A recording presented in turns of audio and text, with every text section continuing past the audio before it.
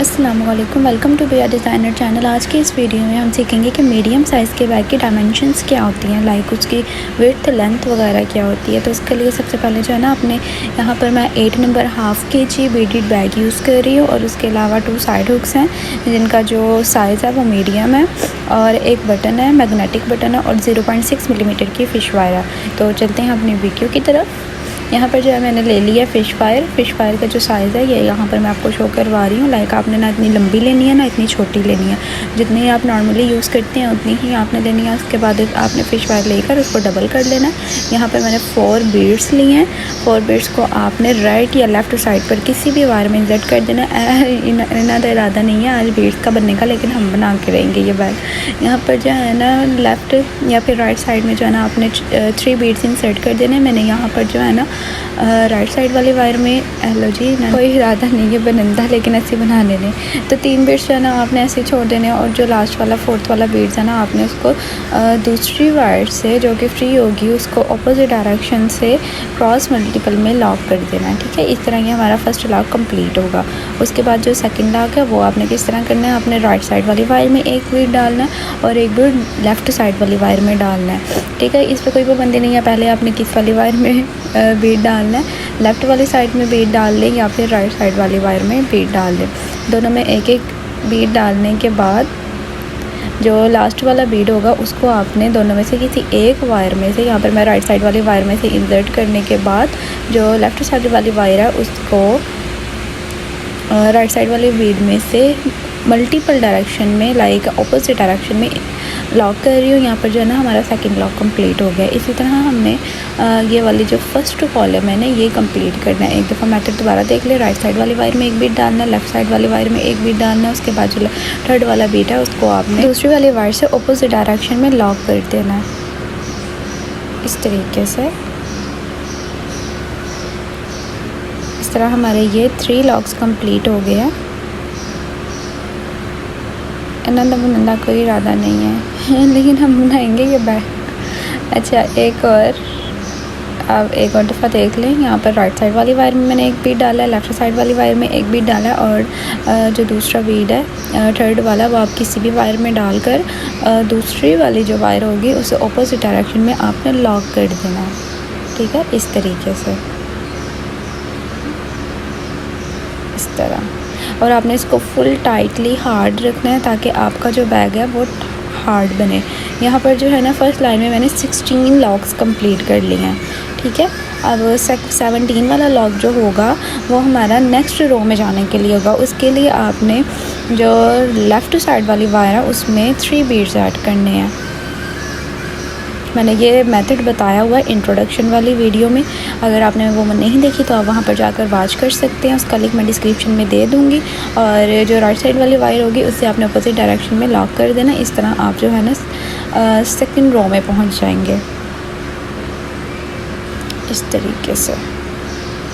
अब यहाँ से आपने किस तरह इसको मूव करना है ऊपर की तरफ ये भी मैंने बताया हुआ है। बाकी जो ऊपर वाली साइड है उसमें आपने 3 बीड्स ऐड करने हैं।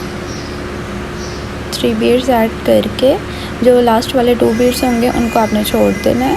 पहले वाले 2 बीड्स को आपने छोड़ देना और लास्ट वाले बीड को आपने पकड़ लेना है और जो फ्री वायर थी हमारी नीचे वाली साइड वाली उसको अपोजिट डायरेक्शन में लॉक कर दिया हमने इस तरीके से। इसी तरह यहाँ जो है ना मैंने मेथड बताया हुआ है इंट्रोडक्शन में कि आपने इसको किस तरह आगे मूव करना है लेकर, उसका लिंक मैं डिस्क्रिप्शन में दे दूँगी। यहाँ पर जो है ना हम आ गए हैं दूसरे रो में। अब यहाँ से हमने नेक्स्ट रो में कैसे मूव करना है, ऊपर वाली साइड वाली वायर में हमने 2 बीड्स डालने हैं।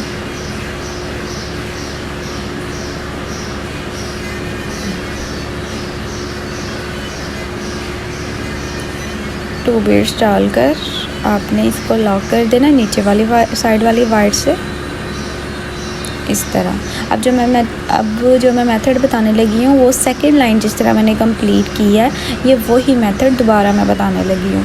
ठीक है, ऊपर वाली वायर में 3 बीड्स ऐड किए हैं हमने नीचे वाली साइड पर आने के लिए। 3 बीड्स ऐड करके 2 बीड्स ऐसे ही छोड़ दिए और जो लास्ट वाला बीड था उसको आपने दूसरी वाली वायर से अपोजिट डायरेक्शन में लॉक कर दिया। इस तरीके से लॉक करने के बाद अब जो हमारा लॉक था उसके बाद जो हमारा फर्स्ट बीड है उसमें से हमने बीड्स वाली साइड वाली वायर को इंसर्ट कर देना है, ठीक है। और जो हमारी फ्री वाली साइड होगी, एक फ्री साइड है हमारी और एक बीड्स वाली साइड है। फ्री वाली जो साइड है उसमें हमने 2 बीड्स ऐड करने हैं।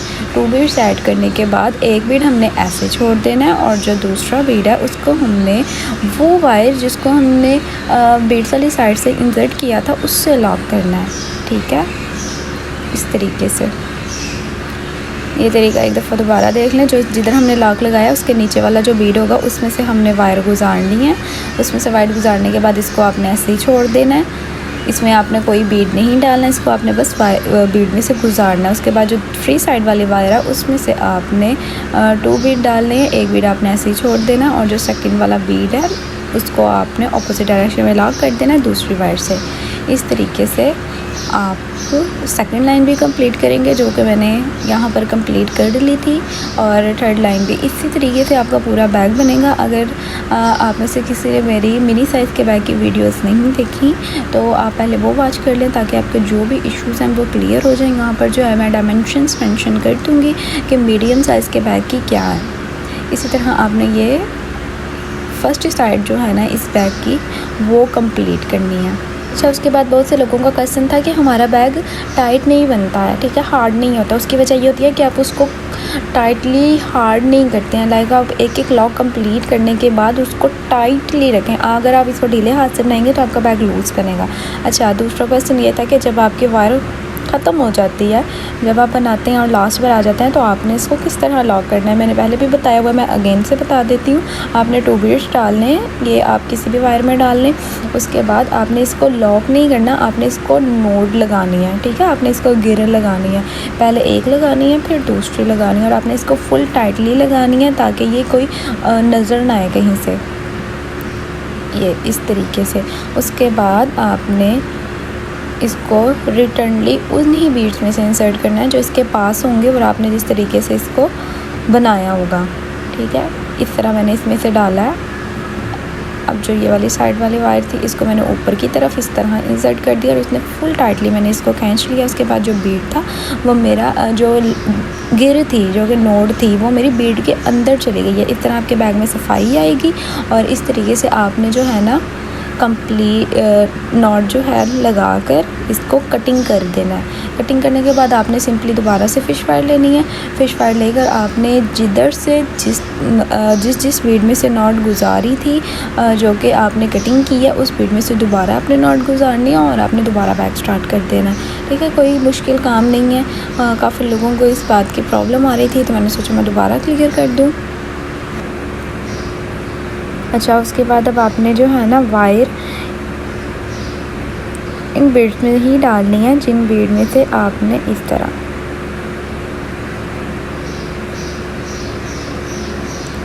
आपने दोबारा वायर ऐड कर लेनी है।